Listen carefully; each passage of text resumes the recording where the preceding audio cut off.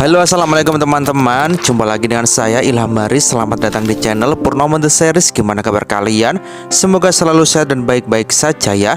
Kali ini kita akan merangkum spoiler Sising-Ci season 5 episode 56 depan ya guys. Dan gak usah berlama-lama lagi, langsung saja gas cuy. Saat ini Sun Wukong benar-benar telah mati. Tubuhnya yang telah menjadi batu kini benar-benar telah hancur berkeping-keping seperti debu. Bailang pun kini sangat ketakutan dan sedih melihatnya. Tapi tak ada yang bisa ia lakukan kecuali hanya menangis sedih. Sementara Yuanzi Tianzun pun kini sudah lega. Akan tetapi jiwanya yang lain kini muncul dan menyayangkan bahwa dewa tingkat tinggi sepertinya tapi malah dipukuli seperti ini oleh siluman fana. Jiwa Yuanzi Tianzun dan jiwa yang lain pun kini terlihat beradu pendapat apakah Bailang di situ perlu ia makan. Namun akhirnya Yuanzi kini memutuskan untuk segera pergi menuju ke sisi lain dunia agar segera mendapatkan api abadi yang tak terbatas. Ia pun lalu segera melesat terbang meninggalkan tempat itu. Scene lalu memperlihatkan beberapa waktu kemudian di mana Biksu Tong dan kawan-kawan akhirnya sudah sampai di sini. Kedatangannya segera disambut oleh Bailang yang saat ini luka-lukanya sudah sembuh dan sambil menggendong New Moren. Akan tetapi wajah Bailang saat ini tampak murung. Biksu Tong pun lalu segera menyuruh Bailang untuk menceritakan apa yang sebenarnya terjadi. Lalu dengan berat hati kalau Sun Wukong telah mati.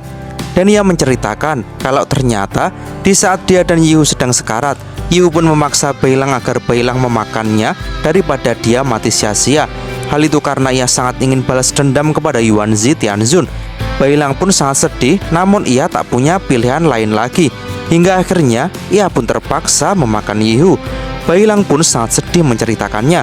Sekaligus ia sangat ketakutan dengan gurunya atas dosa yang telah ia perbuat. Namun ternyata Biksu Tong pun memakluminya, karena jika Bailang tidak melakukan ini, maka saat itu pasti ia telah berada di alam baka. Dan kini Biksu Tong pun lalu mengatakan kalau saat ini keadaan mereka sangat terburuk, di mana Wukong yang telah mati dan juga Xiaoyu yang telah ditangkap oleh Yuanzi. Ia pun lalu memberikan kebebasan kepada murid-muridnya untuk tetap lanjut atau berhenti di sini. Pat Kai pun sempat untuk mundur dan menyerah, namun ia mengurungkan niatnya ketika dia melihat saudara-saudaranya tetap maju. Biksu Tong pun kini lanjut mengatakan bahwa betapa sulitnya situasi, maka pasti ada kesempatan walaupun itu sedikit. Para murid Biksu Tong pun lalu sepakat untuk melanjutkan perjalanan ini. Bailang yang terlalu bersemangat pun segera melompat untuk menyeberangi Sungai Hitam. Namun jelas itu adalah perbuatan konyol, karena untuk menyeberangi Sungai Hitam itu hanya ada satu cara. Dan tiba-tiba saja Bailang pun kini dikejutkan dengan kemunculan kapal yang sangat besar dari dalam sungai. Kapal itu adalah kapal dari siluman duyung, di mana semua siluman duyung adalah para wanita dan tidak ada yang pria. Dan para siluman itu dipimpin oleh Ratu Duyung yang sombong.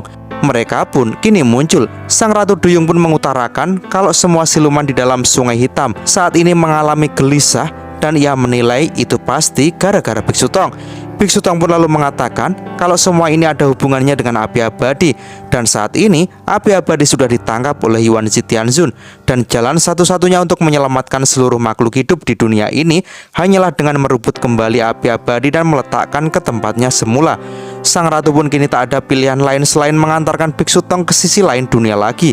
Namun ia sempat mengingatkan kalau Biksu Tong sekali lagi berhutang budi padanya. Singkat cerita, mereka pun segera menumpang ke atas kapal besar itu.